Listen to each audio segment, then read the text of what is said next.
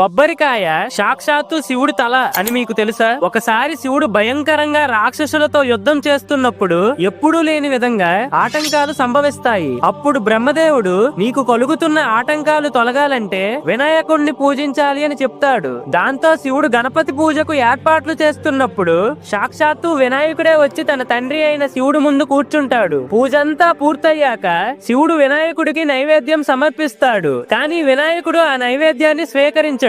ఎంత రుచికరమైన పదార్థాలను పెట్టినా ఆ విఘ్నేశ్వరుడికి నచ్చవు. చివరికి పార్వతీదేవి వచ్చి తన బుజ్జి గణపయ్యకు కావాల్సిన వంటకాలు పెట్టినా తిరస్కరించేస్తాడు. అప్పుడు శివుడికి ఏం చెయ్యాలో అర్థం కాక నీకు ఏం కావాలో చెప్పు నాయనా అని అడుగుతాడు. అది విన్న వినాయకుడు తండ్రి గారు నాకు మీ తలకాయ కావాలి ఇవ్వండి అని అడుగుతాడు. దాంతో శివుడు ఆశ్చర్యపోయి నా శిరస్సుని అడుగుతున్నాడంటే ఏదో మర్మం దాగి ఉంది అని గ్రహిస్తాడు. శివుడు వెంటనే కూర్చుని తన రెండు చేతులను ముందుకు పెట్టేసరికి తన రెండు చేతుల్లోకి తెల్లగా మెరుస్తూ గుండ్రంగా ఉండే ఒక పదార్థం ప్రత్యక్షమవుతుంది. పరమేశ్వరుడికి ఉన్నట్టే ఆ పదార్థానికి కూడా 3 కళ్ళు ఏర్పడతాయి. శివుడి తలపైన ఉన్న గంగమ్మ జల రూపంలో దాంట్లోకి ప్రవేశిస్తుంది. అప్పుడు ఆ పవిత్రమైన పదార్థాన్ని గణపతి స్వీకరిస్తాడు. ఆ పవిత్రమైన పదార్థాన్నే మనం ఇప్పుడు కొబ్బరికాయగా పిలుస్తున్నాము. ఫ్రెండ్స్, ఓం నమః శివాయ అని కామెంట్ చేయండి.